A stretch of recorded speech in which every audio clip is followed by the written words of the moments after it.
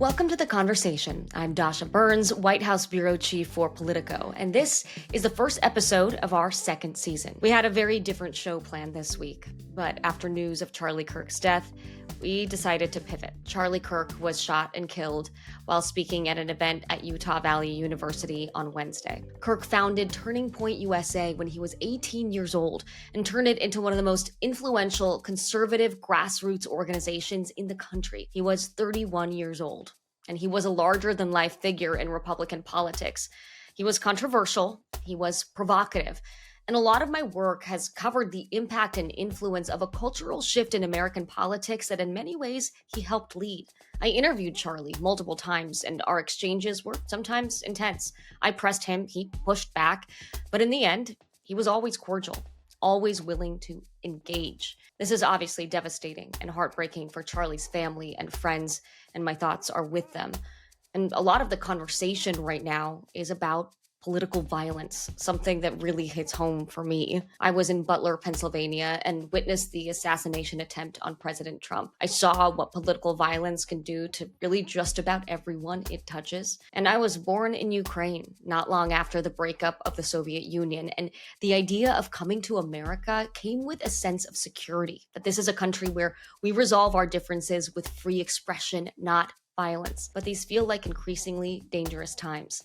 And I hope that promise of security and safety and free expression is something we can continue to live up to as a country. I think this moment is a really big test.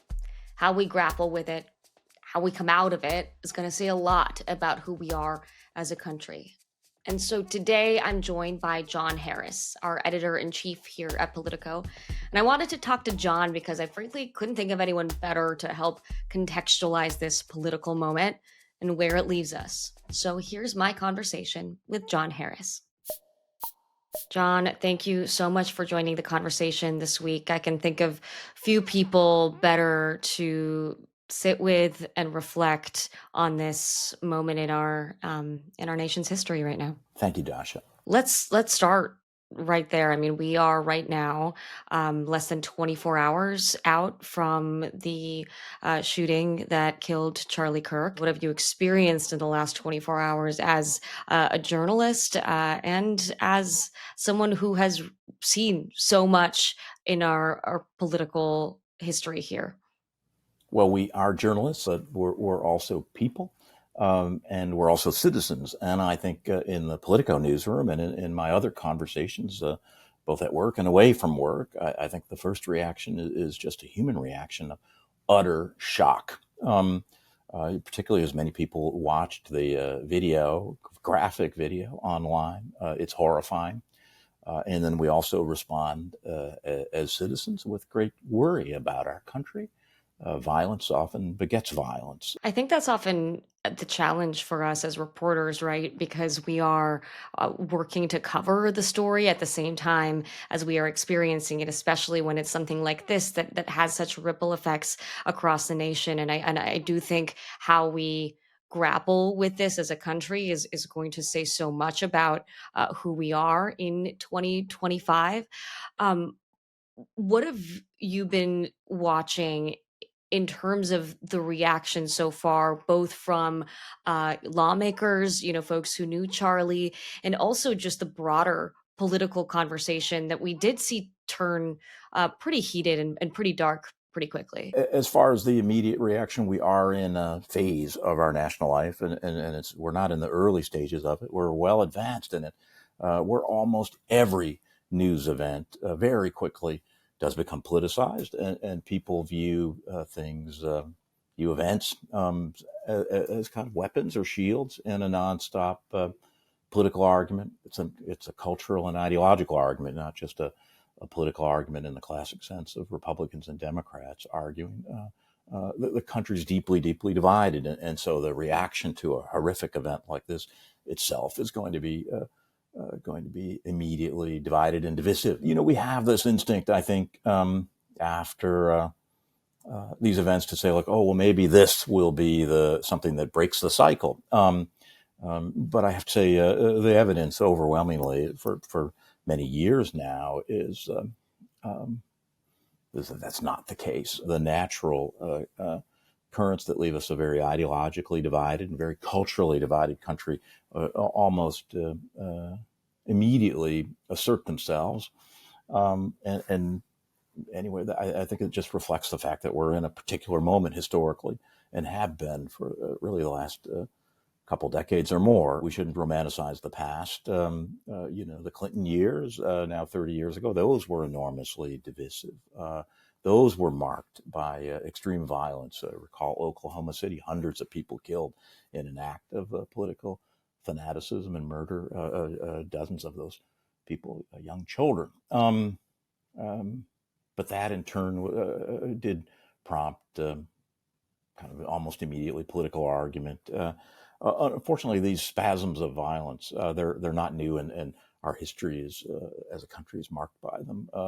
Going back really almost from the outset. It's interesting you mentioned Oklahoma City because I think in this moment, I mean, we overuse the word unprecedented so much, but it feels like a uniquely dangerous time. And I wonder if looking back at history, what happens when that threat feels so real and that danger feels so close to the surface? Well, Dasha, I think that's why it's such an unsettling moment. We obviously don't know the answer. So we know we're not at the beginning, but I don't know whether we're at the middle or the end. In the wake of Oklahoma City, we did have a president who was quite different in his style, and I would say in his aspirations than President Trump and President Clinton, who did very much try to unite the country and bring the temperature of the rhetoric down. Do you think that's partly why it's hard to see a way out right now because there's not really anyone that's trying to bring the country together right now? In fact, there are a lot more people I feel like trying to exploit the differences and divisions. I do think that's created a sense of what's the word? Is it hopelessness or despair or at least resignation? That this defines our politics, and it's going to for the indefinite future. Not necessarily horrific violence of the sort we saw in Utah yesterday in Charlie Kirk's murder, but a kind of brand of politics that isn't really based on eliminating differences and then narrowing them, but instead on exploiting those differences and using the divisions to personal advantage, whether it's to build a large following for yourself as a commentator or to win elections by being the most effective figure in your party at sort of prospering in a divided America. That brand of politics, it's not new. We've been living with it for a generation now, and there's no evidence that it's about to break. And let's talk about why Charlie Kirk himself has been this larger than life figure in both Republican and Democratic politics. Charlie Kirk's death has provoked such intense reactions on both sides of the aisle. He was a larger than life figure for someone who wasn't actually an office holder, right? As you mentioned, I interviewed him several times, and oftentimes, I really pressed him on some of the comments and statements that he made that really angered a lot of people. I'll say the thing about Charlie is that he was always willing to engage with whoever, whenever, and I think you saw that with social media, with the college campuses that he visited, as he was doing on the day that he was killed. But he is somebody that for Republicans played a massive role in really reshaping the electorate, the demographics, the tent of the Republican Party for a long time.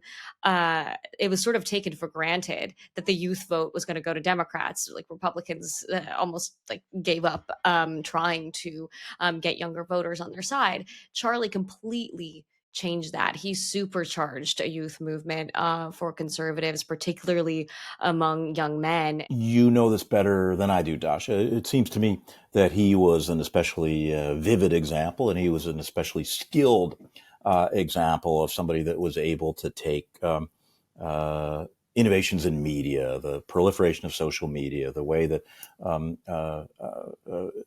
changes in how people talk about politics, talk about other issues in the culture, and they do so on their phones through different commentators and different channels that that they gravitate toward. He's not alone. Many of the arguments in modern culture basically are designed to say, which side are you on, rather than to illuminate a policy issue or choice.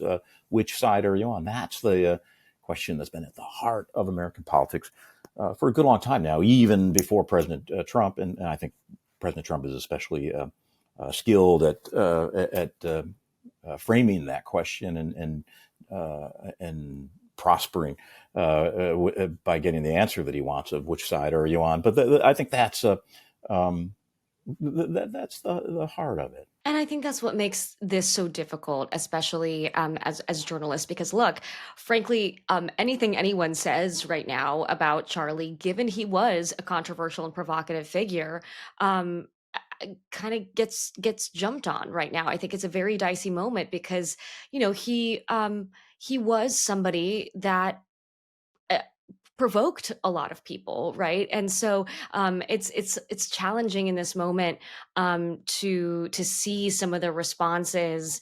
Um, for me, I immigrated to the U.S. from Ukraine shortly after the breakup of the Soviet Union, and the promise of free expression in America is something that is taken for granted here, but is not a guarantee of really most places around the world. And while free speech is a right that's given to us as citizens that the government can't infringe on, it's also a culture, right, that is special to the United States. And when things like this happen that threaten that culture, that threaten our identity as a place where you can express your ideas no matter what, I find that devastating and really scary. And so regardless of what you thought about Kirk and his views, it really does break my heart to see the vitriol around us all grappling with a really dark and terrible moment. Well, Dasha, your perspective is interesting, and coming from societies that do not have free expression, where you can be jailed or tortured or even executed based on things you believe or things that you say. America has a lot of problems right now, but I don't think that's one realistically that we have.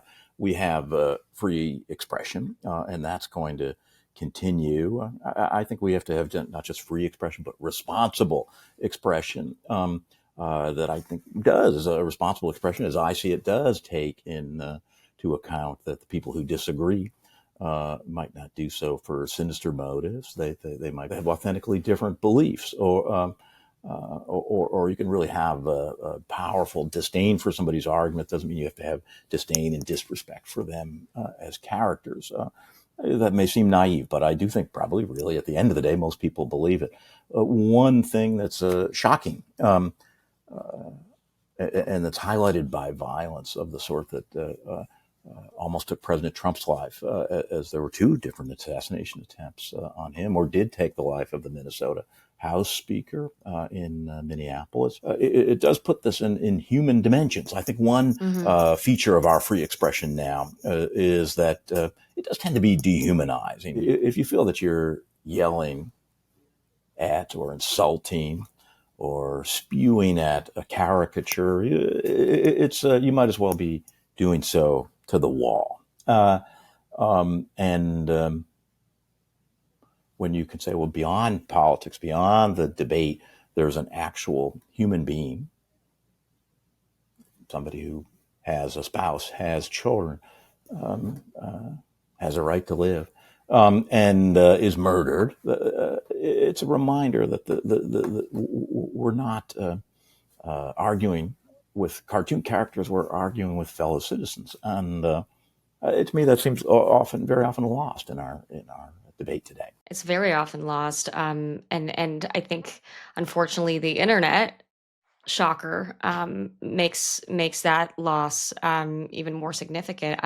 I'm curious, John. This is not the first time that a seemingly politically motivated act of violence has rocked the nation. I'm curious to have you sort of take a step back and compare and contrast this moment that we're in, and the sort of first reactions in these early stages compared to past times, like in the 1960s, when it seemed like this was becoming a regular part of American life. We're all journalists and we are students of history, and I do think it's helpful to put this through a historical frame. As I put it through a historical frame, inevitably I do come to the conclusion that there is an undercurrent of violence that is part of the American tradition and part of the American culture. I do not believe that it is the dominant part of our culture, but it is a pervasive and ongoing one. If you look at the number of presidents we've had, 45 or 46, President Trump counts twice. Some significant, I think it's double-digit percentage of those people have been assassinated. If you look at people who've had credible attempts, Trump actually talks about that against a their, lot. He says the presidency is a dangerous job, like the rate it unfortunately is, and I would say thanks to the professionalism of the Secret Service, we haven't had a successful assassination since JFK. But we've had, even in my my professional lifetime, we've had a number of near misses beyond the presidency. The fact is, we've had over time spasms of violence. That was true in the 1960s. There were riots in the cities. Universities were taken over.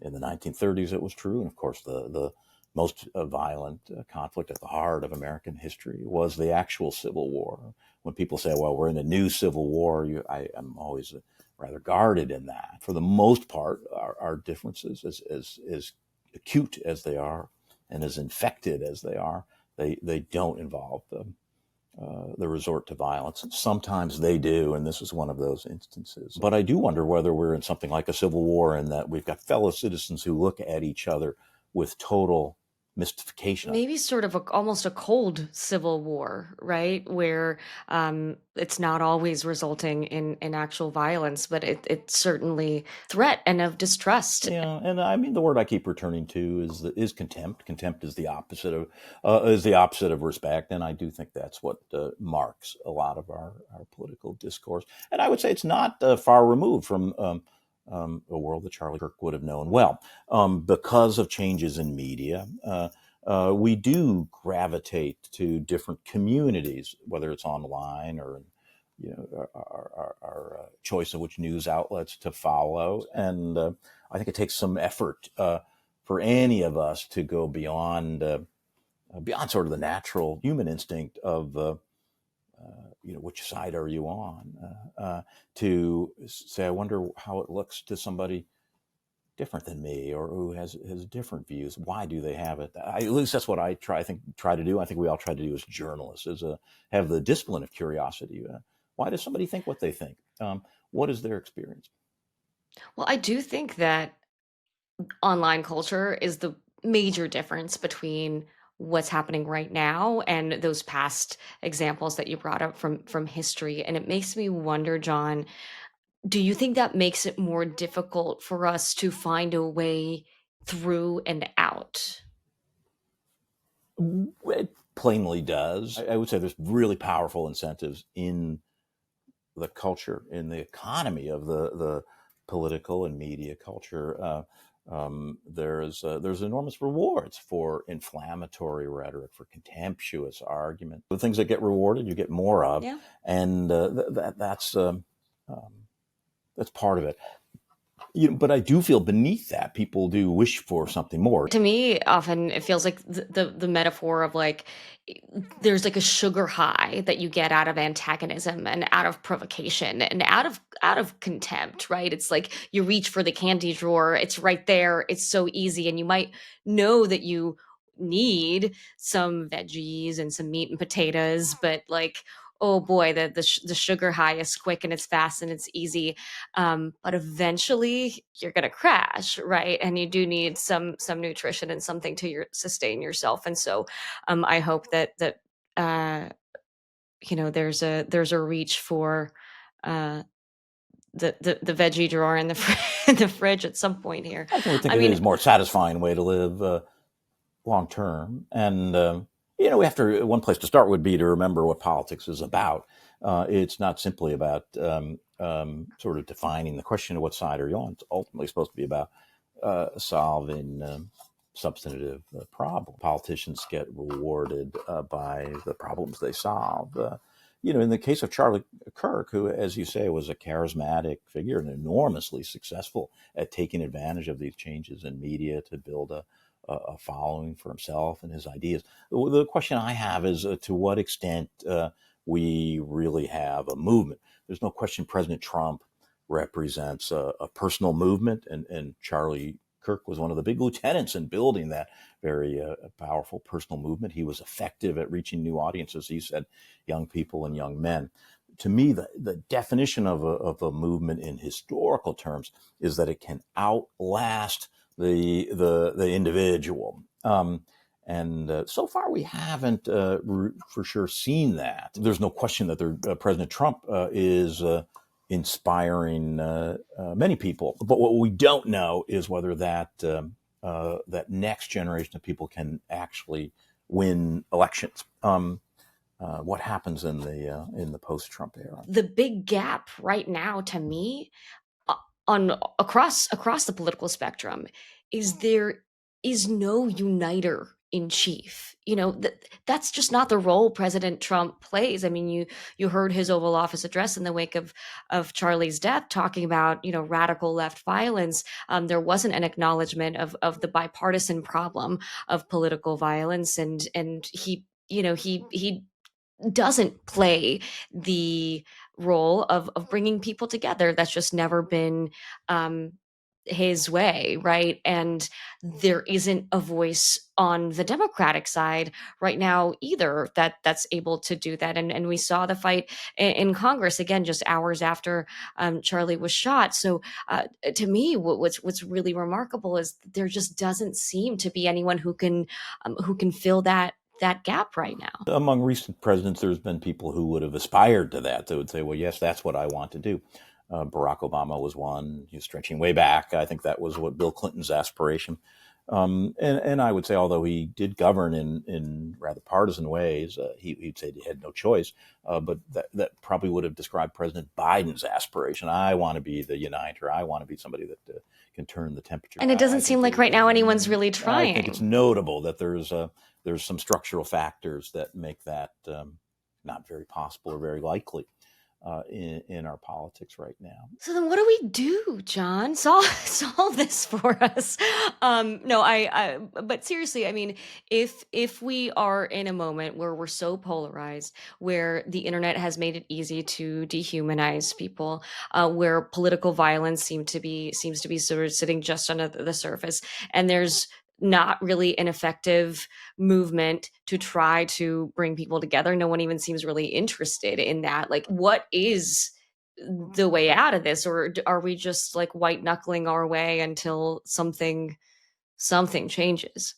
Well, I do think history, just like other parts of life, moves in kind of cycles, and the pendulum swings. And I don't think that the way we're living now, maybe have been living over the past generation in our politics, is likely for people to find to be satisfying for people long term.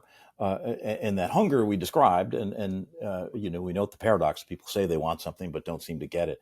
Ultimately, I do think there's a demand in politics for two things. One, always somebody that can define the future. And even President Trump, who so dominates the present of our politics, at some point will represent the past. And so somebody will say, well, what's the future of what we want to be as a country? And so I think that things always change. And I do think there's going to be a change. There'll be a new set of political rewards. And ultimately, someday those political rewards are going to return to the center. That's what I think. And I ask myself whether that's just a naivete on my part or wishful thinking on my part. I must have been in fairness, I've been saying that for a while. Oh, like we're in a spasm, but we'll revert to something different. In due course. Spasming. And it, I have to say it hasn't happened. Yeah. It hasn't happened. But that doesn't mean it won't happen. I guess I consider myself sort of a short-term pessimist and a long-term optimist. And that's the privilege, even on hard days like this, the privilege of listening and trying to get to some truth that we can then deliver to the public. It's a privilege and a responsibility alike. And to me, those words mean the same thing in this context. They're one and the same. Absolutely. John Harris, thank you so much for joining me today. Thank you for having me on. This has been The Conversation with Dasha Burns. We'll be back next week. If you want to catch future episodes of The Conversation, be sure to click the subscribe button below. Thanks for watching.